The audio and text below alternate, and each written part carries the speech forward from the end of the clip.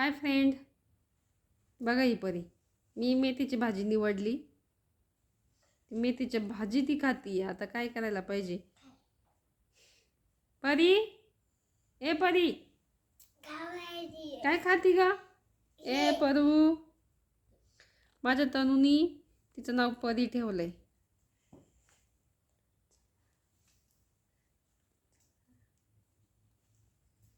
परू, ए तुला भूक लागली का? परी, इकडं बघ, इकडं बघ. तुला भूक लागली? हा, तू ती भाजी खातीये?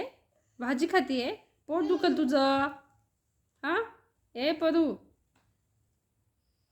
परू, ए बाळ.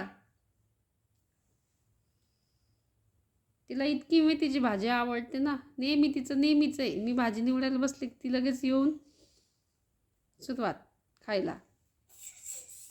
दादा तू काय करतो तिथं? हा माझा तनू. आता रात्रीचे वाजलेत 8:30. 8:30 झाले तरी यांना झोपा नाहीये. दिवसभर शाळेत राहता, एवढं थकता, तरी पण रात्री लवकर झोप येत नाही. वा वा.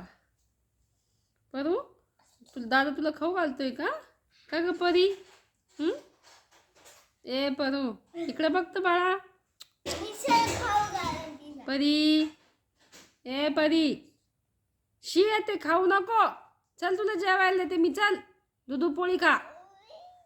आली का? चला, चल तर बाळा.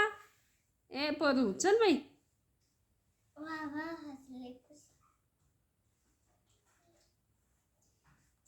माझ्या पोरानं तिचा एवढा लळा लागलाय ना, तर कधी बस. घरामध्ये ती मोकळीच राहते एकदम छान. शी सू करायची असली तर पोर्चमध्ये जाऊन शी करते, सू करते. बिलकुल घरामध्ये घाण नाही. एक दिवस आड मी तिला आंघोळ घालतो.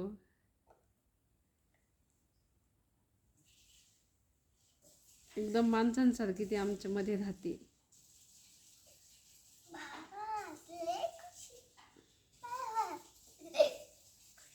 दिवसभर घरी एकटीच राहते. घर सांभाळते आमचं छान.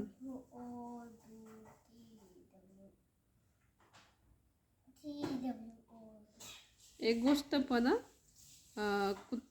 कुत्र्यांना लगेच वास येतो, कुठल्याही गोष्टीचा वास येतो. माझ्या घरामध्ये एक एवढे उंदीर यायचे ना बाहेरून, कारण आमच्या घराच्या आजूबाजूला सगळं शेतीचा भाग आहे. म्हणून माझ्या घरामध्ये एवढे उंदीर यायचे. ती आल्यापासून घरामध्ये एक उंदीर पण नाही आहे आमच्या. म्हणजे तिला एवढा वास येतो ना, ती लगेच तिथं जाऊन बघते काय आहे. आता पण तिने 4-5 उंदीर मारून टाकले. पण एक गोष्ट आहे, मारून टाकते आणि आम्हाला येऊन सांगते. खात नाही, काही नाही, काहीच नाही. तिला खायची बिलकुल सवय, अशी घाण सवय लागलेली नाही आहे. परी, हे बाळ, परू, बस कर ना बाई आता खायचं. ए परू, अरे तू काय करतोय दादा? दादा तिचं पोट दुखेल, बस कर.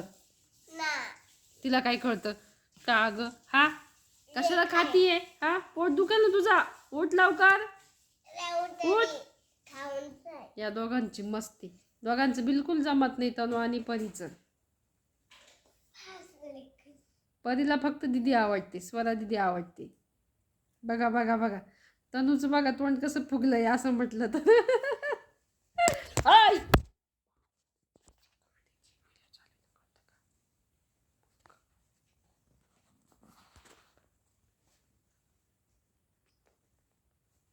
चला आता अंथरूण टाकून घ्या झोपून. चला, नाटकं बस झाली तुमची.